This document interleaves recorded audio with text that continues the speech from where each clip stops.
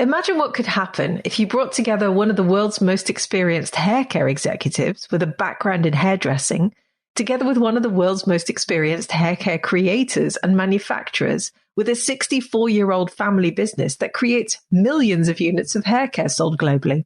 Sounds pretty impressive, right? Well, the potential is endless when you're Simon Ostler and Gianantonio Negretti, my two guests today. But then throw into that mix a deep love for the concept of humanistic cosmetics. And by that, I mean cosmetics that celebrate our humanity rather than making us feel bad about ourselves, together with an overwhelming drive to do the right thing by the environment. And all of a sudden, you have the potential for a future eco hair care unicorn, perhaps. And that's exactly what we're going to explore on the podcast today. So I recently received a press release about a new hair care brand called Climaplex, which has formulated hair care, shampoos, conditioners, styling products to mitigate the effects of the climate crisis on our hair. Now, I immediately sat up and paid attention because I'd not seen anyone else do this before. But never in a million years did I expect to discover this incredible story behind Climaplex, set up by two visionaries with decades of experience in the hair care industry. Now, this is a longer episode than usual, but I do recommend you take the time to listen carefully to what's being said because I know it will inspire you. Welcome to Green Beauty Conversations, the podcast that challenges you to think about how you buy, use, make, or sell your green beauty formulations. In my weekly episodes, I explore the sustainability of the beauty industry and encourage you to join me in changing the beauty industry for the better. I'm your host, Lorraine Dallmeier. I'm a chartered environmentalist, biologist, and the CEO of award-winning online organic cosmetic formulation school, Formula Botanica. We have thousands and thousands of students in over 180 countries around the world who study with us to become organic beauty formulators and entrepreneurs. Visit our website at formulabotanica.com to try our free online formulation course. And if you want to be the first person to know what's happening in green beauty, and I know that you do, make sure you subscribe to this podcast in your favorite podcast app. So in today's episode, I'm joined by Simon Ostler and Gianantonio Negretti, and let me introduce both of them briefly to you before you meet them. So Simon is the founder of Climaplex and is an industry hair care veteran with 40 years of experience. He started his career as a stylist for the world-renowned hairdressing group, Tony & Guy, who cut my hair as well. And Simon then became a multi-salon owner and moved into the commercial world of hair. He quickly became a senior executive at L'Oréal Professional, before becoming the European CEO of the iconic brand Bedhead, which I'm sure you've heard of, and then the European head of Schwarzkopf Professional. Gianantonio Negretti is the founder of Beautycon Valley Holding, which is an Italian organization that produces the most innovative and high-quality cosmetic products sold in more than 130 countries around the world. And it comprises a network formed by more than 50 companies. So Gianantonio has been at the helm of the group for over 30 years, promoting progress in the world of beauty through scientific development. The business manages multiple manufacturing plants that have created millions of products used by beauty shoppers globally. He's also the author of the book Humanistic Cosmetics, in which he puts forward his philosophy on needing to place humanity at the center of beauty. Hi, Simon and Gianantonio. Welcome to the podcast. It is so good to have you here. So let's find out a little bit more about Climaplex to start with. Simon, can you please introduce Climaplex? What do you make and sell? Okay, so maybe before we give you a background of Climaplex, let's give you a little bit of context to the background of who we are as well, because hopefully that will then enable you to understand why we did the things that we've done with Climaplex and the route of success it's had. So as you can tell, we're both a similar age, but we've both been in the profession for nearly 40 years, and actually in the professional hair care industry. I was a hairdresser back in the 80s for a famous brand called Tony & Guy. I left hairdressing in 89 to go and work for L'Oréal and built a career in L'Oréal before setting up a brand called Bedhead, as I think most people will know, which was a successful brand, and we sold eventually to Unilever. And then went off and did my own thing around Schwarzkopf Professional for a period of time, but over the last 6 years developed my own brands. But we've been renowned in the professional industry, so our heritage is very much connected to the professional hairdresser. And we create products, whether that be color, care, shampoo, perm, you name it, we create, and we obviously have a great relationship with our trade.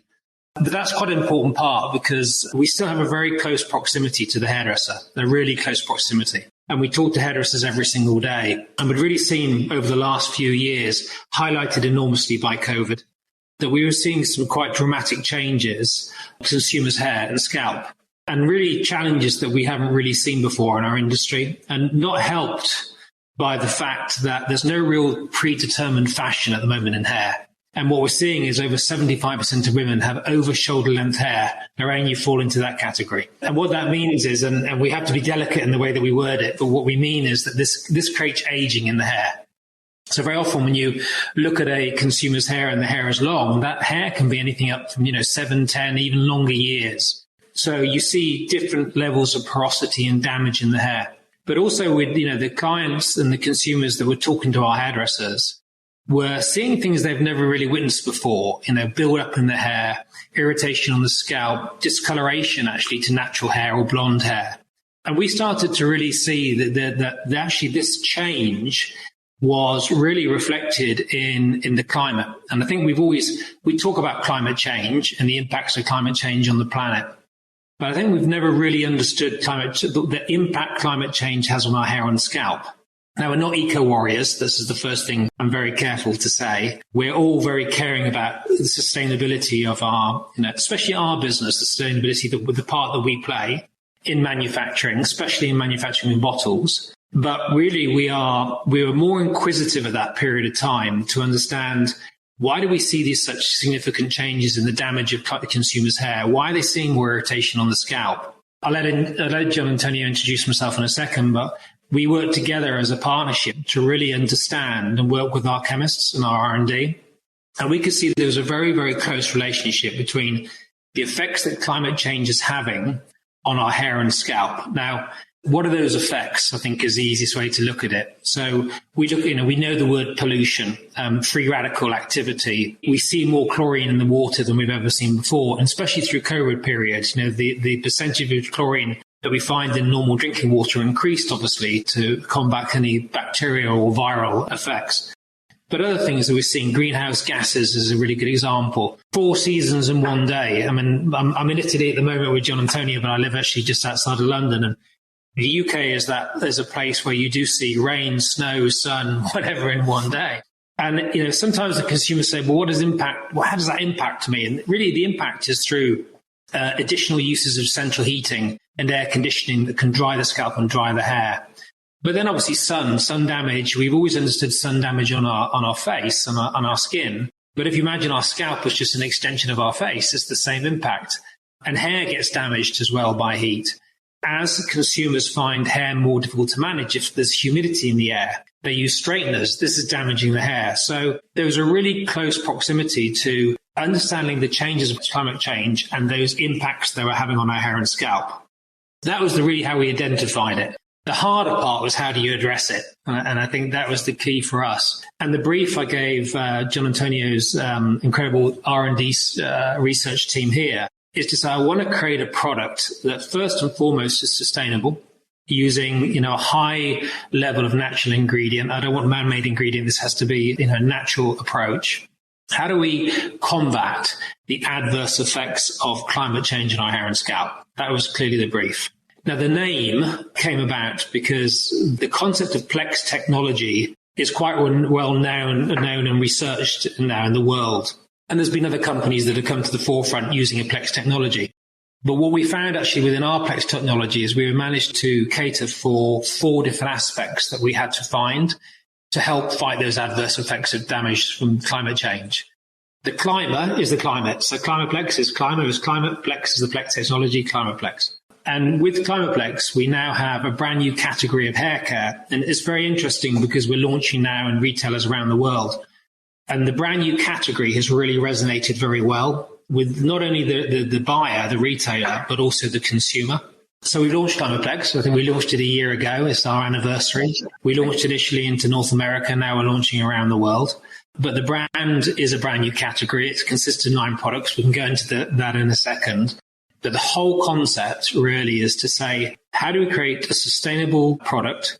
And when we talk about sustainability, it is important to recognize that we have to do our thing to try and keep sustainability alive. So the packaging that we use is post-consumer plastic. So it's all been recycled and it's recyclable, including the pump, which is quite rare in our industry. but is packaged up in a product that offers, through its reparative technology, it offers a 4-step program to combat the damage that's been created by the adverse effects of climate change on the hair and scalp. Amazing. Well, let's come on to what those are in a minute. You've answered half my questions already, which is great. Gian Antonio, could you please introduce yourself and then also tell us a bit about the products that Climaplex makes and sells? Yeah. Thank you, first of all, for having us guest to your beautiful podcast. We are very honored to be here with you. I'm Gian Antonio Negretti. I am a founder of this, new way of approaching the beauty industry. And in reality, I have an heritage of, I'm a second generation. So my father founded our company back in 1959. So almost 64 years ago. I joined the company almost 40 years ago. After a while that, I introduced myself to this industry, I found a lot of things that, according to my opinion, they were not correctly connected with the etymology of the word cosmetic and beauty. There should be really, happiness and support to the human race, to the human being. So I found a lot of contradiction between the expectation of the end consumer and the activity of the supply chain from the manufacturer down to the end consumer, because a lot of lies, a lot of false promises based on a healthy ignorance. I always say that, the end consumer, they are not biologists, they are not chemists, they are not scientists. They're just human beings that they want to have some sort of support to their journey through life. And actually they go to beauty when they really want to have their youth protected, their self-esteem reinforced, their anxiety reduced, their personal relational well-being improved, and they want to find some light in their soul, some new, more vibrant light in the soul. So the scientists, they say that the cosmetic for the human being, the cosmetic products are holistic drug. And the professional beautician and hairdresser, in theory, they are really holistic doctors that they try to heal in a holistic way, so with no secondary effects, especially no secondary bad effects on the human being. But if we check carefully, up till today, when the beauty meet human beings, consumers, there's not a love, but there is a conflict happening, because the beauty industry is trying to attract the end consumer by terrifying them. Look how many wrinkles you have. Look at what happened to your body due to the gravity force. So do you look at this? You're aging. You're destroying. So by terrifying, then they try. This is the solution, but the solution is very often not clinically proven. It's only somebody that say this is what you need. But when you go into details and say, okay, let me see how this works, you see that most likely it doesn't maintain the promises. So all this create a vicious circle. I try to solve through our day-to-day operation. And also I wrote a book, Humanistic Cosmetics, that to try to summarize what happened, why probably, and how we can eventually solve altogether this, miscommunication and also mismanage of this great opportunity. Because, a lot of people, they use to fight depression, they tend to use cosmetics. But then, they because they are not well treated, they go to drugs, because they cannot accept aging, they cannot accept. But the aging can be also well-aging, not only well-being, but it can also be a well-aging if you tell the truth to people and by delivering the product, you also tell people that, what you have on your face and your body is also what we call the calligraphy of your emotions. So it's something that talk about you. It's something very attractive, very fashionable. It's your charisma also. It's not only the aging, the bad. So for sure, we as a manufacturer normally project due to Photoshop, the filters, something that do not exist to try to have the people mirroring in this. I look at this, look at that. And then we create all this false expectation. And so we try to do this. And Climaplex is an example of our approach to sustainability. So we started not top to down, thinking what is convenient for us, but we started bottom up, because it's correct that we have to protect Earth in any way we can, not polluting, respecting everything and everybody, especially the human race, because sometimes we want to respect a tree and then we don't respect the next door neighbors. So sometimes we are a little bit, ridiculous, because we want to do something good in a way, and we don't do something good also in the other way. So for sure, we want to act responsible, but we especially want to act bottom up. So listening very careful to the consumers. This, we have been very, very blessed and very lucky that, to meet Simon in our journey, because coming from his hairdressing experience, and having a lot of relation in the hairdressing community, he has the reality of the end consumer on a daily basis. So when a lot of his ex-colleagues told him, even with the best products ever, our consumer, they feel itchy on the scalp, they burning, they had the hair difficult to detangle, to manage, even with the best products in the market.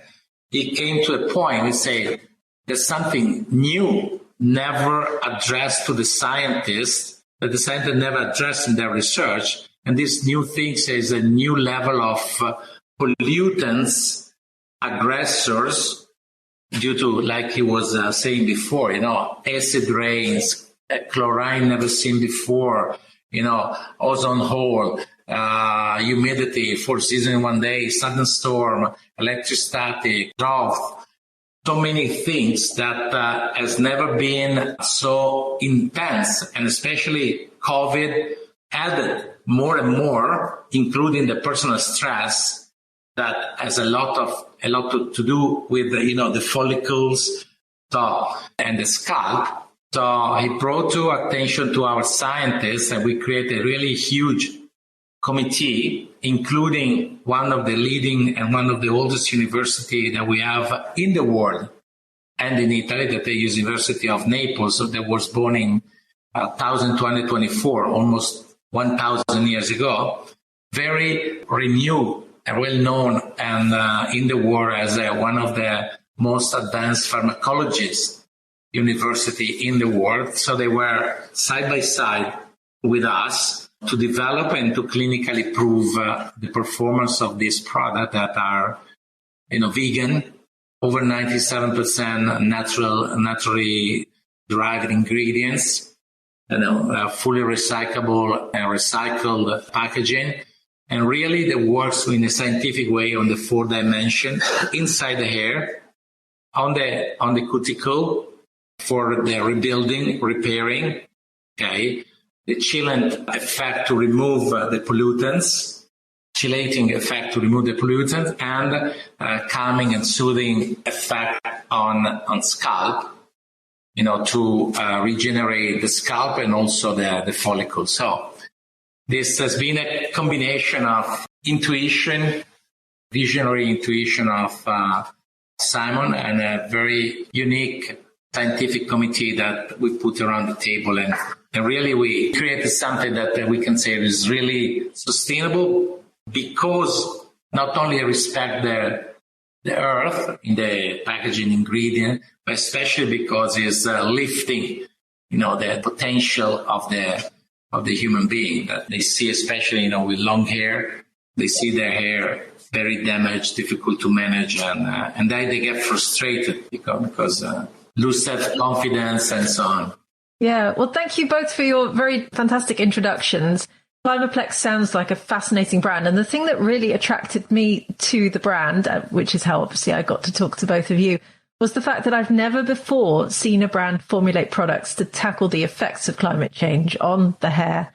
That was very unique. So not only do you have obviously a strong brand, I think you also have a very unique hook there. Simon, you talked earlier about the fact that you trained originally as a hairdresser. You said you still have a lot of discussions and contacts in the hairdressing community.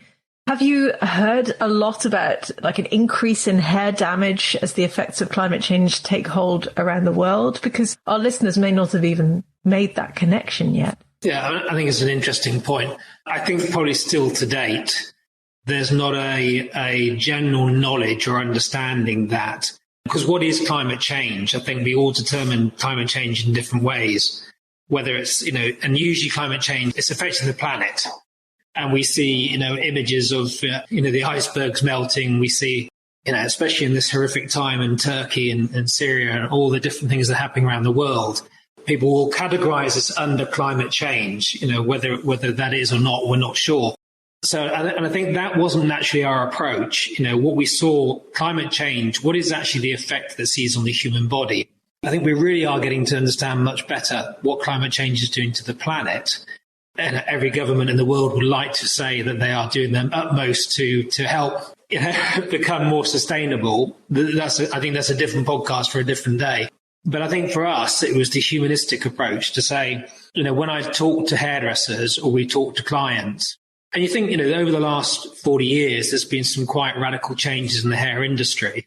And if I wind it back 20 years ago when we launched Bedhead, Bedhead was about a sense of feeling. It was very new. It was slightly risky. The names were risky. It was all about the styling. We were renowned very famously for Tony and being associated to Tony and Guy. Over the last few years, the last decade especially, I think the development in hair care and scalp care has really advanced enormously. And I think if we'd approached this subject 20 years ago, I don't think the chemist would have understood what I was talking about.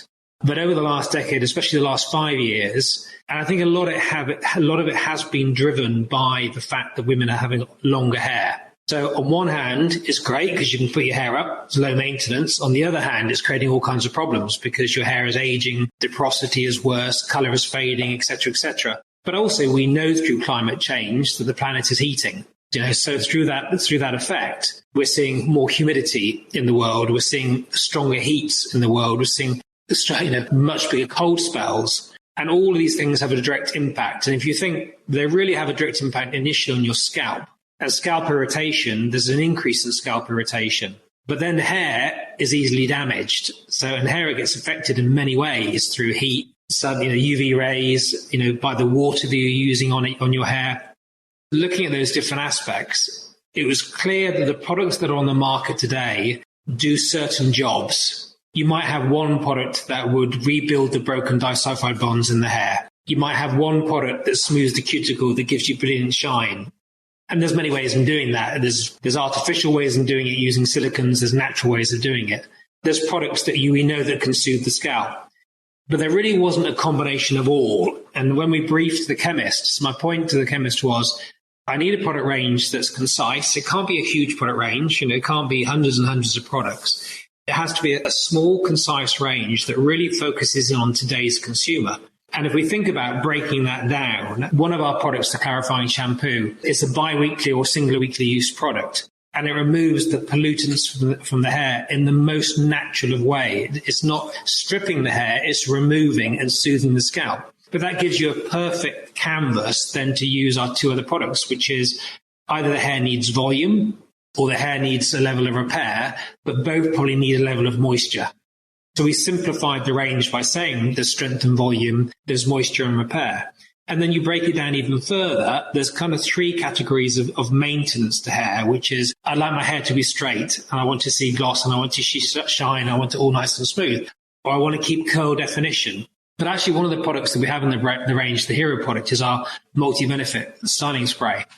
And this is a multifunctional product that has our CP reparative technology in the product. And if I break that down a little bit further, so as John Antonio said, it has a 4-step process. So it's working internally, it's working externally, it's removing any pollutants from the hair, but it's also smoothing the scalp. And that runs through the whole range. But then we added the additional benefits into the product to make sure that we could have moisture in the curl or curl formation, or we could smooth the cuticle without damaging the hair. And we don't use any silicons. Silicons is a no-no for us.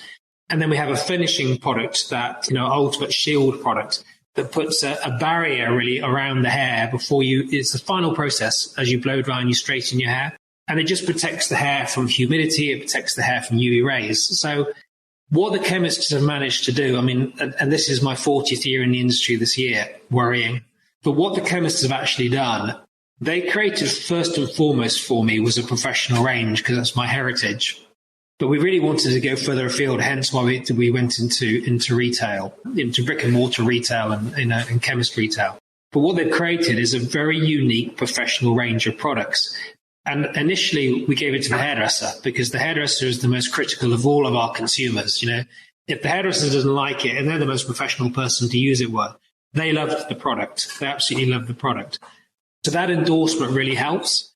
And we launched the product in January 2022 in the North America states at first. And we had our initial press launch in New York where all the inquisitive editors came. And they asked us 2 very straight questions. They were very interested in the Plex technology because they'd heard of this word. They're also very interested in the climate. They picked up on the same point as you're saying. Nobody's really understood the relationship between climate change and effects on our bodies, or and our body is our hair and our scalp. And they were even more intrigued at price point. How do you manage to bottle that magic and put it at a price point? So I think I'm going to answer that the last bit first. So we go direct to market. So we try and offer the most competitive, affordable price to the consumers we possibly can, using the highest grade of professional product. And the fact that it's 96% naturally derived is really important for us as well. But the feedback from the press was fantastic, and it works on all hair types, literally all hair types around the world on every hair type. So that's a huge new category that we've positioned ourselves within. And the feedback from the press was this: they found the Plex technology to work super, super well.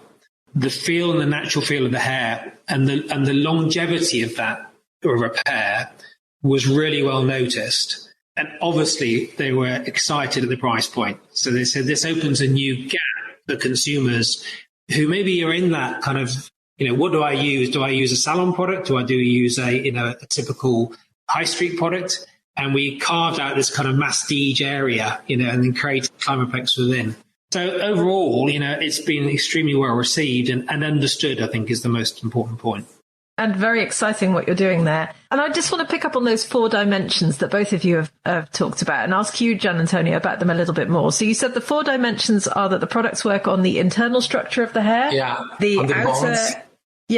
On the cuticle, you remove heavy metals and pollutants, and it smooths the hair and scalp. So those are big claims to make. And I know you already talked about the fact that you worked with the University of Naples. So how did you back up those claims? Because I think this is quite an important point for you, isn't it? It's something you feel very passionate about. First of all, during all our journey, this is for us has been, let's say a best practice since, is an heritage of integrity, is an heritage of my dad, that was the founder of the company. So respect of who give to you the bread to eat should be a number 1 priority in our company. So my father was always looking at the supply chain from us to the end consumer and say, listen, the penny that we get is somebody that, was sweating, doing, the secretary, the doctor, the lawyer, the mechanic, anything that they decided, at a certain point to enter a beauty shop or to enter a shop or to enter a salon or a esthetician, do something for themselves. So they wanted to relieve themselves from stress by buying a beauty product or by having a beauty service done on them, hair massage or whatever. So this is, it's a relief from, this heavy journey that is life. It's, it's a bumpy road, life. And sometimes you really need to have, stress relief. So this person in that moment is in pain. In fact, all the scientists, they call us when we approach beauty, they don't call us consumers or customer, they call us patients. Because when you approach beauty, most of the time you are in pain, you are under stress. And beauty is, even if when you apply a cream, when you apply something, you caress yourself or somebody else, maybe your hair, maybe your body, is caressing yourself while apply a beauty product. And we are founded as a human being because the first thing that happened to us, we are the day that we come to this world, somebody will touch us, will caress us, and we bath. So it's a cosmetic ritual with a caress, with a hug that happened to us. So this recall every time that we do a beauty ritual in every moment, bring us back to day one, bring us back to basics. So my father was told me and the team, you have to respect and honor this moment because this person is also giving you a very important thing. Trust, time, and money. That means he's giving you, because my father was telling me, if I will take out from you time, money, and trust, can I say that I'm spoiling part of your life? Yeah. So it's something very serious. We're talking about life of people that then through a long supply chain, then they go to the retailer or to the professional, then go to distributor, master importer, come to us. But we are managing not the skin, not the scalp, not the hair, but the trust and the life of the people. So with this approach in mind, we started this journey with the scientists, and this is all our approach, and say, okay, is this true that this new world with all these new aggressors is really dramatically changing the status of hair and scalp? So these are creating adverse effects never seen before? Yes, it's true. Microbiota discomfort, odors, irritation, porosity, presence of heavy metal, presence of chlorine, aggression of UV ray, UVA, UVB, never seen before. So this is true. And this is evidence. For sure, the planet is showing the evidence with, melting the ice, changing the temperature. The planet is showing, but the question is also the human showing this? So the first feedback for university was the evidence that yes, it's true. It's showing. So how? We are all made by, amino acid, sequence amino acid, and then, the bricks of keratin that made our hair connected with, disulfide bonds and ionic bonds, and they say they are destroyed, spoiled more than before. So we have to go inside the right natural, let's say, solution and build back, help to deliver back with a vegetable, for us, vegan approach, because also, animal keratin, very performing, nothing against that, but because it's still used, successfully, respect. But we wanted to have, a more botanical approach, so with the phytokeratin and so on. So we develop also some unique raw material. If you see on our Inky list, there's some raw material that is like Kerashaft is patented by our group, phytokeratins, because we also we control all the supply chain. We have 22 scientists that from Morning to night, they only have to, their mission is to discover new raw materials and patent that. We patent this raw material that work inside and with all the tools that the university, we also have in a very advanced lab, but the university have more advanced because I also work on a pharmaceutical area. So they tested, yes, you really repair, and we have all the percentages of improving, of reparation and moisture and everything inside. And then for sure, all these pollutants bring the pH towards the alkaline pH. So the cuticles are open and very often are also broken, not only open and broken. So we need to fix back not only with an acid pH, but also like with a natural coating, transparent coating towards phase 2. And then for sure with the chelating agents to remove and to keep away the pollutants, and then with elements that can, calm and soothe the scalp or invigorate a little bit the bulbs. Especially because during COVID, a lot of people, especially women, they experience a lot of hair losing, hair thinning. So this is the approach, and we have the data. Every single product, we have over 30 pages of analysis, certification. In fact, all the products have their stamp clinically proven. Amazing. And I'm sure there are many indie beauty brands listening at the moment wishing that they had 22 scientists at their disposal and 30 pages of data to back up each product. The amount of effort you've put into this is quite commendable and incredible. Simon, I've got a question for you. Is why do you think more beauty brands aren't starting to tackle the effects of climate change? Like, why has it taken so long for you guys to come forward and go, we're doing this, when no one else seems to have really thought about it yet? The simple answer, selfishly, is I'm glad they're not.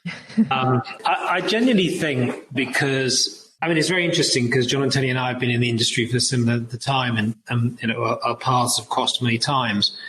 I genuinely think it's because I think in hair care, we're either trying to create a brand that has a concept to it. So, and that's in 2 arenas. So it's either going to be, or 3 arenas. There's going to be a botanical, very price affordable, lifestyle-y product that you see on most supermarket shelves. And I think we've got to be super careful here that, 90% of shampoo and conditioner that's sold is usually under $3.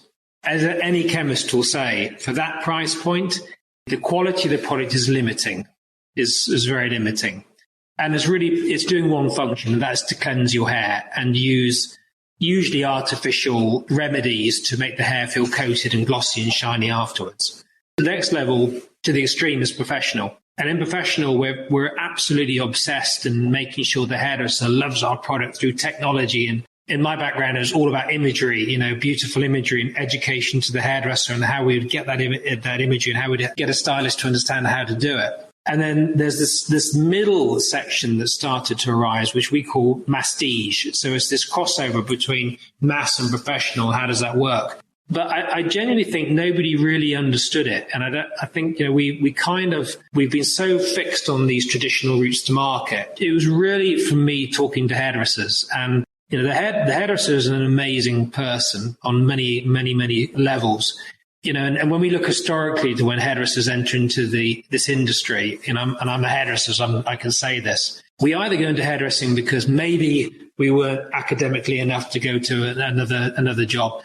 Maybe we just didn't fit into school. Lots and lots of reasons. I went into hairdressing because the girlfriend I was seeing at the time was going to hairdresser. And I didn't know what I was going to do. And I said, what are you going to do? She said, I'm going to be a hairdresser. And I said, I'm going to be a hairdresser as well. And thank God I did, because it's been a great career for 40 years.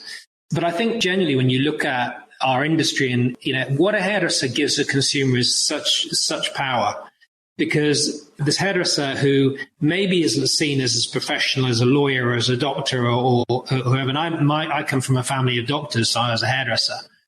But this hairdresser does the hair of doctors, lawyers, and making them feel fantastic. And the hairdresser has this unbelievably emotional connection to a consumer's hair and scalp. That's what they see visually every single day.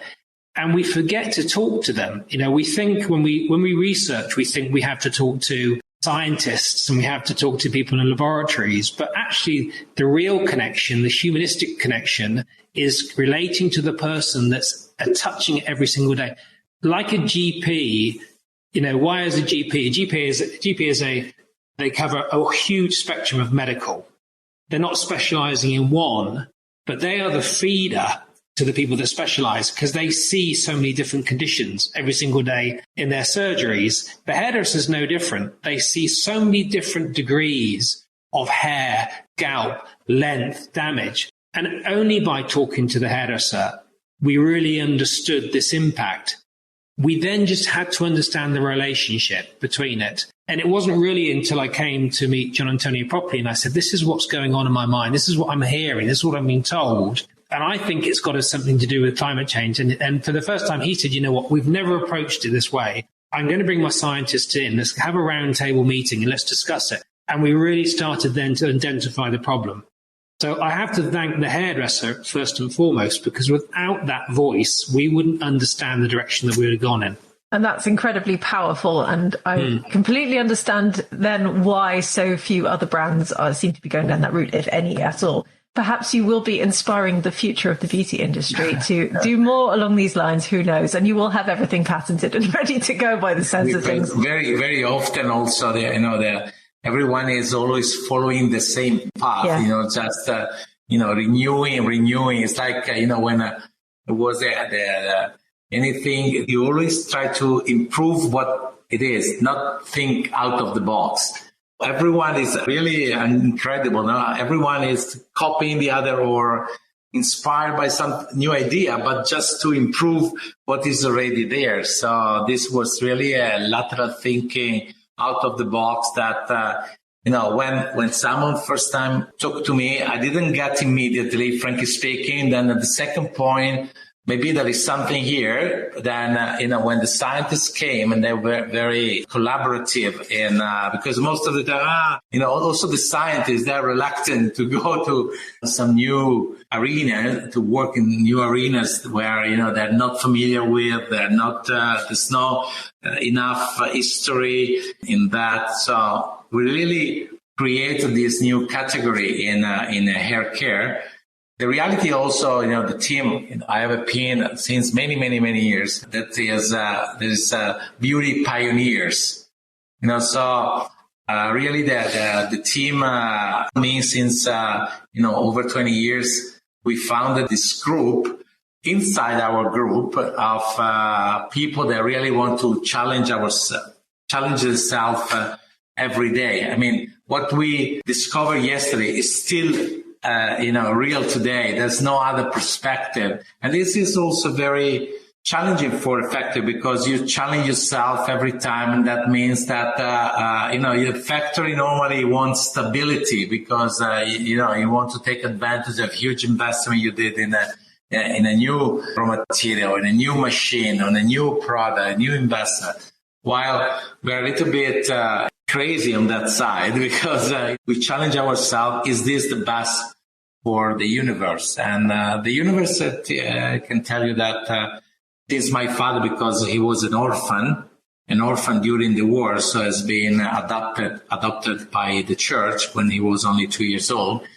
So we appreciated, what means not having anything, and and he passed through the war and not have the opportunity even to study. It was very, very challenging youth. So we started from, as my father said, not from zero, much, much below zero, and we've been, blessed that we could survive and have a family and have a company that became a big group and have a lot of families around us. So the universe has been always good with us, probably also because we try to really do our best for the universe without putting us first. So we really, this I think is something that I want always to encourage people to say, you think to the other, you will see that the universe will take care of you. If you really spontaneously and really genuinely think what's the best for the others. what the best I can do for the other, what I would like to receive if I were in your shoes. This is, if you do like this and become your mantra, your obsession, universe will be very good with you. I love that. Bringing the ethics into formulation and designing a brand, I think, is something that our listeners will very much resonate with as well. So you're definitely talking to the right audience today. Simon, when it comes to the products and the end customer, I know we talked a bit about hairdressers, but obviously there's the end customer, the woman with long hair like me, for instance. How are you going to raise awareness with customers that they need to be thinking about the effects of climate change on their hair? Because that presumably won't be an easy challenge either if people aren't fully aware of it. No, I mean, oh dear. So my daughter is obsessed and done extremely well on social media. She's built her own business, blogger, celebrity status. Completely confusing to me, what she does, but I joke. But the reality is this, when we launched our previous famous brand, which was, Bedhead, back then, the only channel of advertising was paper-based, whether it was magazines, TV obviously as well. So the communication was very much based on, we hope that somebody will read something. They'll read it, they'll digest it. And the attitude is always they've got to read it 3 or 4 times before they completely digest it. And the attitude, so everything that we did was very much about if we can keep the consistency of an image going through different media channels, then hopefully it will resonate with the consumer. The consumer will go into a salon and buy something.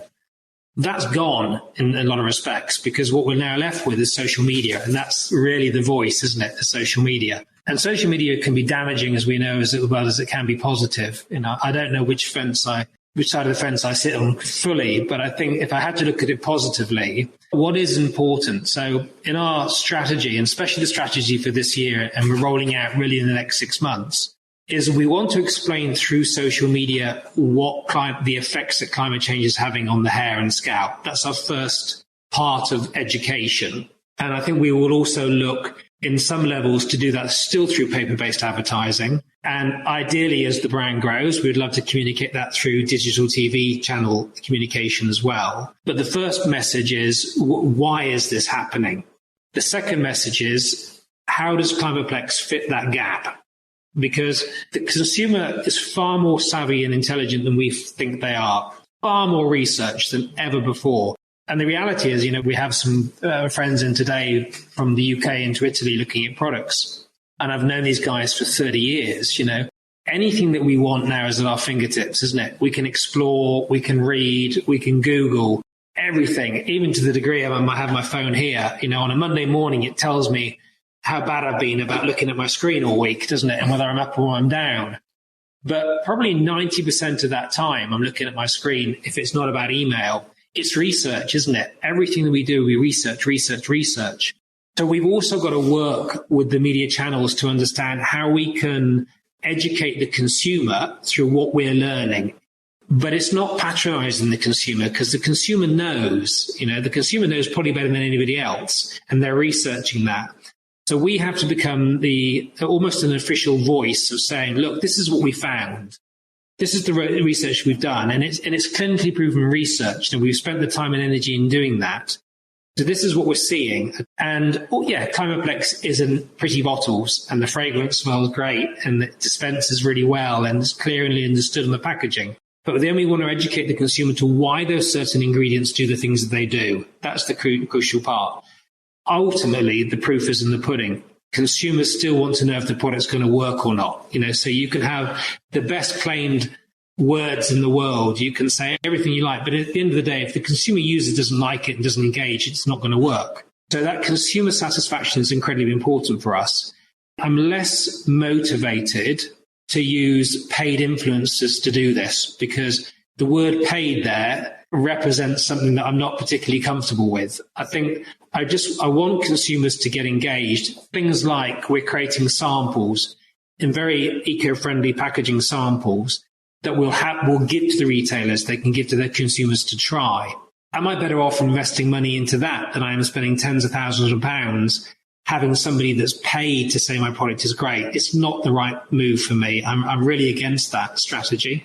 However, we still need to show diversity. So in a lot of the campaigns that we'll do, we want to include every hair type from around the world to show the diversity of the product as well. So I think in a nutshell for me, it's already educating a well-educated consumer and maybe just giving them more information about what they're already inquisitive about. It's making sure that they understand the ingredient meets the need, and ultimately it's the experience they're going to have by using the product. And if they like the product, they'll come back and buy it for more.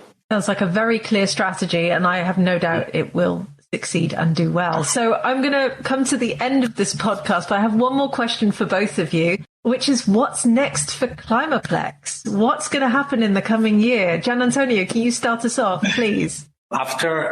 We celebrate 1 year, and but it was very intense year 2022 because the response of the market has been impressive, and also just to answer your question, because we did some real shooting with models, a real shooting in the sense that it was not a prepare. We are a little bit. Always very natural, very genuine. We don't like to be everything, prepared, because we think that, again, we want to say the truth. It was very impressive where the models that we were using to show the performance of the product and so on, after a few words, they completely get the message. Now I understand why I can, even with the same shampoo, the same condition that, was making me happy for more than 5 years, 7 years now. And then after the shooting, unbelievable. This is, we do these shooting shows around the world since, more than half centuries. It's the first time that, the models remain connected with us. I want to tell me where I am here, where I shop the product, where I can shop the product. Tell me more about this. What's next? And become also influencer, micro-influencer about the product by heart, not because there was, a strategy behind. So it's something that the message is really becoming viral. And we just finished a big event in Cannes with, most of the buyer of the major retailer group of the world. And we have been commented as, in the last 15, 20 years is one of the very few wow meeting that I experienced and so on. On the other side, we started to listen to somebody that after 1 year became, the veteran of using Climaplex, and they were starting to say, okay, now I feel the need to have also a body shower gel to feel protected also on my body. And what about something for my skin? And what about, because I have my hands exposed all day and my face.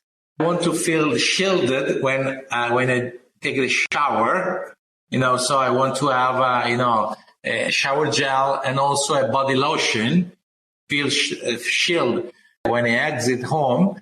But I also want to have something more to get protect for the hands and the face, and then maybe also something more to rebuild also the damages, to fight the damages during night with a night cream that I can, wear during my sleep and so on. So what's next is coming, guided by, again, bottom up. The end consumer that are driving us what they feel they need, because they felt a big difference in their parents' scalp. Was proven, clinically proven. But the most important thing is, I always say, science is objective, but then again, there is a subjective, because maybe you don't like the packaging, you don't like the fragrance, you don't like the performance. So this is very personal. We are unique as our fingerprint, but the overall feedback has been, meeting the scientific feedback. So the attachment of the brand is there, and Climaplex is really becoming viral. And there is this natural think tank happening with the end consumer driving us. This should be next, and we will follow. This sounds very exciting. I can see you expanding the range dramatically already.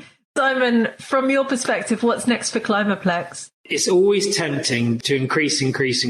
I think first and foremost, we've got to plant, what we have, which is the 9 current products. And those 9 products cater for really most of what needs to happen in a daily routine of your hair and scalp. But I do agree with John Antonio. I think we really want to invest in making sure that the innovation we bring to market, whether that branches into skincare, nail care, body personal care, but there always has to have a reason and a benefit. And for me, clinically proven. I think the route that we've gone down now, we're obsessed even on professional products, we have them clinically proven. So is there a need? And we're not just making more bottles for the sake of making bottles, and we've made this pledge never to use virgin packaging again. So, we can't get caught up in a trap that we're launching more and more plastic, even though it's been recycled. So first and foremost, identify the need. And if the need is there, then we'll address it, but address it with still naturally derived ingredients that has a scientific and clinically proven claim to it. That's my vision. I love it. You're both incredibly inspirational. What you've created is amazing. I'm sure our listeners are already Googling you, and obviously the links for Climaplex will be with all the notes for this podcast as well. Thank you so much, both of you, for coming on the podcast. Thank you. Lorraine, you have been wonderful. Thank you for hosting us. We really wish to your audience and to yourself, the best for your life.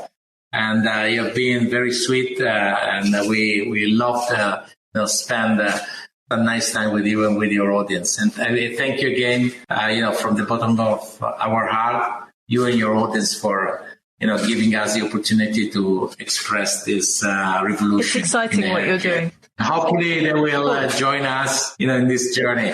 Definitely. I have no doubt that they will. I'm sure you're sparking off all sorts of ideas all over the world as people are listening to this. So thank you both very much. It's been a real pleasure. Thank you. Thank you.